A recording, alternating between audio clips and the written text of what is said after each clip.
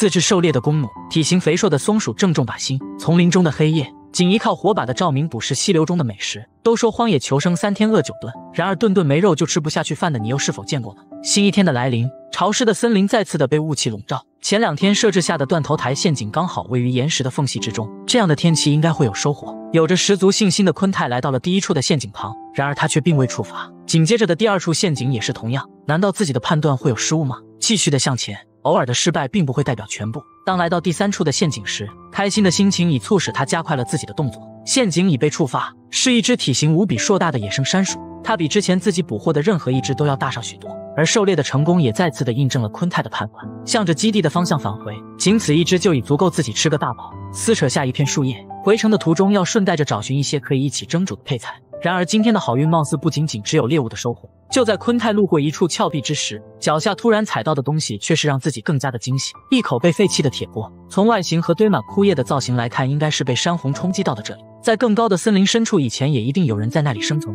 细致的检查，虽然已经脏得不像样了，但是至少还可以正常的使用，这可是对自己的生活有着极大的帮助。天空再次的下起了小雨，昆泰也要适当的加快脚步了。一棵断树上生长而出的旁枝，昆泰将其砍断，新鲜的枝头略带红色，这是昨夜才刚刚长出的鲜嫩，用它当做蒸煮的配菜，可以让身体摄入不同的维生素。终于是回到了基地，肩膀上扛着的2棵树干是待会自己制作狩猎工具所需用到的材料。重新的燃起火堆，明火上烧掉体毛，溪流旁仔细的清洗一下刚刚捡到的铁布。有了它的加入，自己从此就将告别竹筒的蒸煮方式了，将处理干净的山鼠切割成肉块。有了铁锅的熬制，肉质的香味将会被彻底的激发，最后再将鲜嫩的树叶枝头搭配其中，这满满的一大锅，只吃上1顿就足够维持1整天的劳作了。当然，等待的时间昆泰也没有浪费，将带回来的树干进行精细的处理。在此生存了这么久，自己都还没有一件像样的狩猎工具，他要制作出一把弩弓，不但可以主动的出击，更是在遇到大型的猎物的同时，自己也还有能有防身的手段。山鼠的蒸煮已经成熟，全部的倒在芭蕉叶上，热气腾腾的山野之味蕴含的全部都是大自然的鲜嫩。半个多小时的狼吞虎咽，满满的一大锅已被昆泰吃完。既然体力已得到补充，那弩弓也就该一股气的完成了。持续的挥刀劈砍，枪托状的弩弓主体就已大致的完成。接着再修整出用于贯穿弓壁的凸起，一整根的树干再精修出2边略窄中间略粗的弩臂，一点点的凿穿，等到弓壁横插入孔洞，一整套弩弓的造型就已完整的确立。最后用刀尖修整出剑羽的滑道，用干燥的树皮再编织出强力的绳索。近乎于3个多小时的持续操作，用于狩猎的弩弓就已彻底的打造完成。当然，在正式的狩猎之前，威力的测试同样必不可少。它可以帮助自己找准靶心以及可射击的力度和范围。随着扳机的持续扣动，5米左右的距离上，昆泰已可以做到百发百中，并且力度也足以穿透小型的猎物。清理一下制作而剩下的残渣，昆泰要用新武器来获取今天的晚餐了。一路的仔细观察，任何自己能够发现的东西都有可能会成为猎物。好运再次的降临，就在昆泰找寻到一处斜坡时，不远处的毛竹上刚好有一只松鼠正在整理自己的小窝，它的半个身体全都暴露在了自己的视线之下。轻轻地抬起弩弓，随着扳机的扣动，只是一击，昆泰就将其射中。小家伙从巢穴中跌落了下来，一番仔细的寻找，锋利的箭羽已经径直地贯穿了小家伙的身体，并且看上去体型也还算不错。中午刚吃完一只山鼠，现在又来了一只松鼠，这顿顿都是高蛋白，真担心昆泰会因为此次的野外生存胖上许多。随着新一天的来临，昆泰已背上竹篓行走于山林之中。基地数日的生活太过于安逸，他想得自己来上一趟说走就走的旅行。这是自己打造基地的第2次外出露营了。5个多小时的探索与赶路，昆泰来到了一处巨大的天然石窟，他就将选择这里作为此次的露营基地了。一切的便利无需自己再费力的搭建庇护所，这将会很大程度上节省自己的体力。采割上一些树叶作为铺垫，它能让自己夜晚的睡眠尽量的舒适。接着再找来用于生火的干枯树干，提前的将火堆升起是第一要务，它所产生的烟雾和热量可以快速的驱赶洞穴内栖息着的昆虫，这样夜晚的时候自己也能足够的安全。劈砍上一些竹片，先将其表面烤至干燥，自己要将它们作为夜晚外出照明的火把。转眼森林的天空已完全的黑暗，将火把点燃。昆泰要去到白天就侦查好的溪流边进行美食的狩猎。从小就生活于山泉水中的螃蟹，它们会利用夜色的掩护下外出觅食，而昆泰就是刚好利用了这一点，沿着水流的一路寻找。虽然火把的光亮并不强烈，但这也足以让昆泰捕获不少的猎物。随着镜头的翻转，昆泰已迎来了露营的第1个清晨。昨晚抓到的山泉蟹都还鲜活，直接的丢入火堆之中，它们将会在炭火的高温下变得美味。话说走了一天的山路来到这里，昆泰仅仅只是为了吃上几只山蟹吗？当然不是，这其实是为了能够长久生存下去的必要手段。山蟹坚硬的外壳可以为身体补充钙质的流失，毕竟只有让身体各项营养都能得到补充，才能有充足的体能迎接以后的每一个挑战。野外生存可不是任何人都可以随意尝试的东西。虽然顿顿的野味很是诱人，但是荒野中潜在的危险却也足以致命。希望昆泰可以顺利的完成这720天的语音挑战吧。吃了这个烤串，你就是赵子龙。7进7出后依然可以是了拂衣去，一切的秘密都隐藏于这腐烂的树心之中。而白天发现的石缝蜂巢又为何需要夜晚才进行采割呢？新一天的来临，之前编织的竹篓出现了破损，昆泰重新将肩带进行了安装，朝着森林进发。今天的食物问题还需要解决。然而正当昆泰想要向着更深处前进时，一旁倒下的枯木却是引起了他的注意。仔细的查看，树干的中心已经被昆虫的幼虫啃食成了碎渣。喜欢荒野求生的老铁都知道这意味着什么。没错，这样的枯木中一定可以寻找到很多可以满嘴爆浆的木虫，它们可是营养的代名词。一点点的扣开依然还很坚硬的树干，里面会隐藏着更多肉乎乎的昆虫幼体。只是半个多小时的劈砍找寻，昆泰就已收获了今日的早餐。别看数量并不是很多，但是营养却是绝对的充足。再次的回到基地，先将柴火升起，捕获的幼虫和虫卵再全部的倾倒在铁锅之中，找来一片竹签，昆泰要来将其全部的穿成串，在炭火的烘烤下，它们不会那么的难以下咽。而对于还尚未发育完全的小幼虫来说，它们的烹饪太过于麻烦，全部的倒在鸡食槽之中。2只被圈养着的原鸡也同样需要营养的补充，活蹦乱跳的幼虫可是它们的最爱。10多分钟的等待，昆虫烤串已经完全的成熟。虽然从外形上来看已经全部的焦黑，但是吃起来却是口感一流。毕竟这样的一串珍馐要是在王府井大街的摊位上，那至少也得是100元起步的菜级。然而虽然早餐已经吃完，但是自己的食物问题却依然没有得到解决。昆泰还需继续的寻找，向着丛林的更深处进发。近段时间的山薯已经吃腻了，自己迫切的需要更换一下口味。然而就在昆泰寻找的过程中，偶遇的一大窝蜜蜂却是着实的吓了自己一跳。等到自己稍微的回过神，才发现了这处低矮的岩石竟然是蜂群建造的巢穴。纯天然的蜂蜜可是补充能量的好东西，鲜甜丝滑的口感自己早就垂涎已久了。赶紧的回到基地准备找寻来一捆枯死的竹竿，将其分解成竹片以后，就可将其制作成火把。森林的天空已逐渐的昏暗，昆泰也是特意的等到这个时间。夜晚的降临会让蜜蜂放松警惕，这样自己在取出蜂巢的时候就能够更加的安全。毕竟要是被野山蜂群起而攻，可不是闹着玩的。带上点燃的火把，昆泰要依靠着点点星光，重新的找寻到蜂巢的所在。终于是到了，将火把放于洞口的旁边。它并不是用来将蜜蜂驱除，移除堵住洞口的碎小石块。密密麻麻的蜂群正在上缴今日采花的成果，他们浑然不知罪恶的双手已经伸进了洞穴之中，一块一块的将蜂巢从石缝中取出。所有的蜂群都没有反应过来，整个过程昆泰都没有被蜜蜂叮咬一下，而这也是最大程度上不伤害蜂群性命的同时，也能让自己获取到食物的最好方式。当然，昆泰也可以选择白天的时候直接采用火攻，但是那却是以一个种群的消失作为代价。转眼时间已至第2日的清晨，昆泰要对昨日采集的蜂巢进行最为独特的烹饪了。先掰下一小块品尝鲜嫩，因为自己的制作方式还需要时间的等待。鲜嫩的芭蕉叶，蜂巢被紧实的包裹其中，接着再将其捆绑于竹签之中。炭火的烘烤既能让蜂蜜散发出焦香，又可以让还是幼虫的蜂卵成熟，只需半个小时的等待，一份纯天然的炭烤蜂巢即可大快朵颐。那么如果有这样的一份美食放到你的面前，你会敢于尝试一下吗？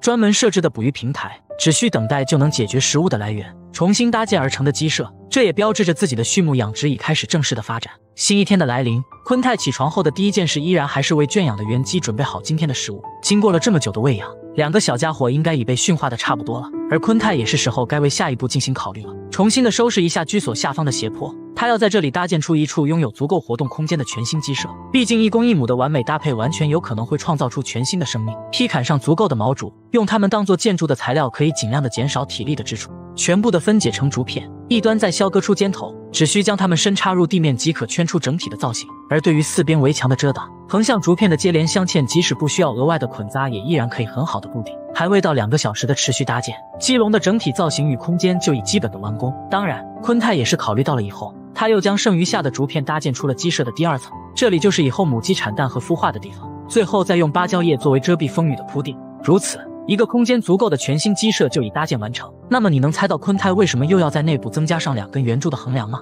原鸡的新家已经建好，也该让2个小家伙入住了。从狭小的鸡笼中将其取出，突然变大的空间好像让2个小家伙有点不知所措。雌性的原鸡略微胆小，它还一动都不敢动。当然，它们很快就会适应。紧闭上舍门，忙碌了一个上午的昆泰也该为自己去寻找一些用于充饥的食物。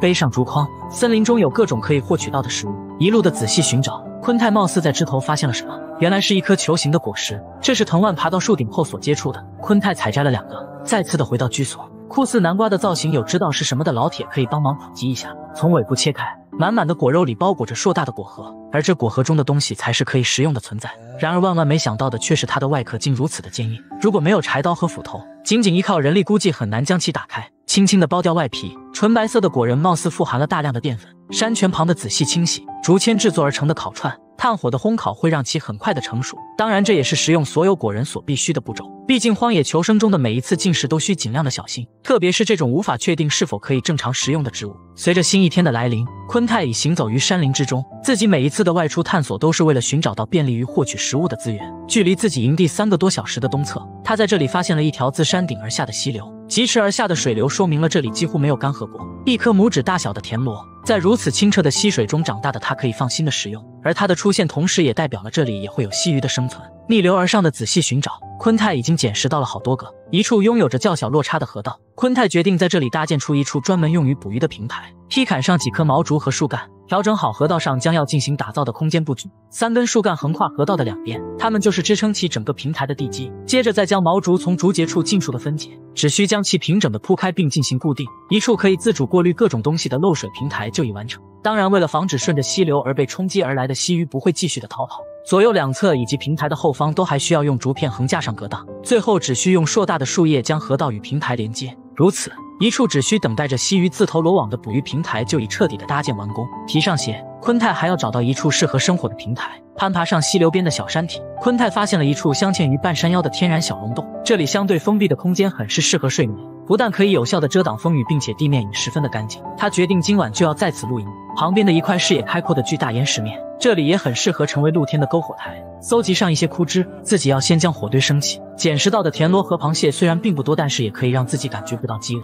打开包装的树叶，把田螺和螃蟹在炭火旁一字排开，20多分钟的持续烘烤即可让其鲜嫩。看看这肥美的螺丝肉，不但口感十足，并且鲜嫩弹牙。仅有的食物已经吃完，采摘上点枝叶。昆泰要早早的在洞穴中入睡，才能最大程度上减少饥饿感。毕竟睡着了也就不会觉得饿了。随着光亮的再次袭来，昆泰已迎来了第2日的清晨，重新的升上火堆，穿好已被烤制干燥的胶底鞋，昆泰已迫不及待地来到了搭建的捕鱼台旁。顺流而下的枯叶遍布于竹面之上，等到靠近才看到了已经干枯而亡的溪鱼。位于尾端的2条估计是在昨天夜里的时候就已经被冲击到了台面之上，它们的身体已经完全僵硬，不过有着清凉山泉的持续冲刷，它们并不会腐坏。额外的2只体型较小的虽不认识是什么鱼种，但至少也可以充饥。昆泰也是将它们全都放在了手掌之中，整体的收获并不多，但是这对于已经饿了1个晚上的昆泰来说就已经很是难得了。重新的回到火堆旁，不需要去鳞，也不需要去掉内脏，山泉水中长大的它们全都能吃。半个小时的烘烤，昆泰也终于可以品尝鲜嫩了。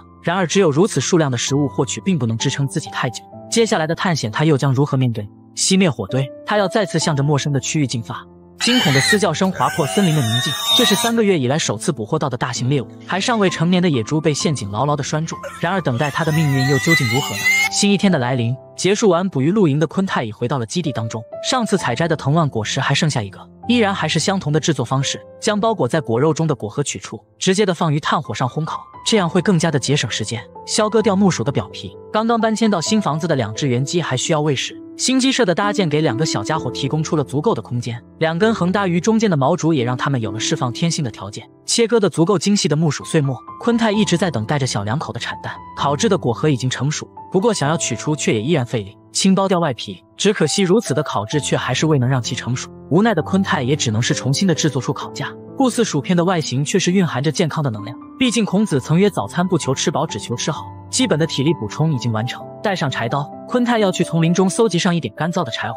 自然枯死的树干随处可见，只是10多分钟的捡拾就已足够燃烧个3、2天了。全部的运回竹屋之中摆放好，随时用随时取，足够方便才是最好。携带上背篓，自己还要为获取食物而继续的奔走于山林之中。巨大的流水声回荡在了昆泰的耳边，之前的自己从没有去过，他要去到那里碰碰运气。几株生长于水源附近的植物，它们的叶子甚至可以直接的食用。昆泰也是采摘了最为鲜嫩的一些，继续的顺着溪流向上攀爬，在这样的河道中往往都能有所发现。昆泰又在沿途采摘了不少鲜嫩的叶子，当然像这种颜色很是鲜艳的菌菇最好还是不要染指。然而就在昆泰抬头的瞬间，他却是发现了美味的食物正盘踞于眼面。一条吐着信子的辣条正在此休息，从它的外皮可以看出小家伙好像才刚刚蜕皮不久。身上还残留着部分的老化鳞片。不过小家伙此时貌似也是感知到了危险，然而可惜的是，昆泰并不会眼睁睁地看着自己的食物从眼前溜走，快速地抓住尾巴，另一只手也是迅速地控制住了头部。超过1米的体长足够自己可以美美地吃上一顿了。开心地返回，毫无反抗之力的辣条只能是默默地等待着命运的到来。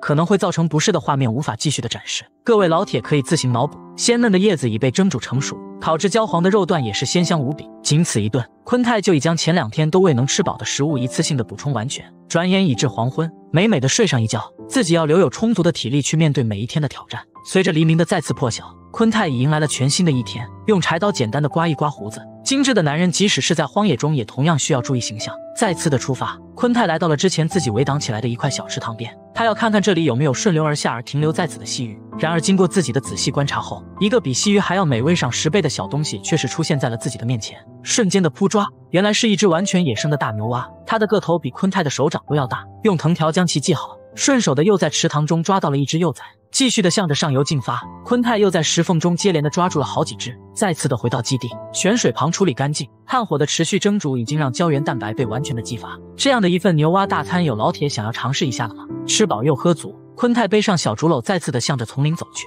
多多少少自己都还要为睡觉前的那一顿准备上点什么。2个多小时的步行，昆泰已来到了自己之前搭建的居所中。之前由于周边资源的缺乏导致了自己的搬离，经过了这么久的时间，小屋依然还算坚固，一切所能提供的遮挡都还保留完好。抱着试试看的心态，昆泰又再次的对周边进行了探索。也许经过这么久的无人惊扰，会有其他的猎物来到这里也说不定。2颗完全破土而出的竹笋，即使此次的出行还是没能捕捉到任何的猎物，那么采挖上它们却也依然可以保证今夜不会受到饥饿的困扰。然而就在昆泰寻找的过程中，却是发现了斜坡上的异常，多处破土而出的竹笋都有被啃食的痕迹，并且周边散布的清晰蹄印已经表明了此处有野猪的出没，这可是极好的消息。沿着啃食的痕迹一路追寻，昆泰找到了一处依然还很新鲜的咬痕，这颗竹笋才刚刚被啃食不久。昆泰决定就在此处设置上捕捉的陷阱，这里竹笋的资源丰富，野猪肯定还会再次的光顾。劈砍光旁边小树的侧枝，粗细刚好的树干有着足够的弹力，找来一根拥有足够韧性的藤条，其中的一端紧紧地捆绑在树干的枝头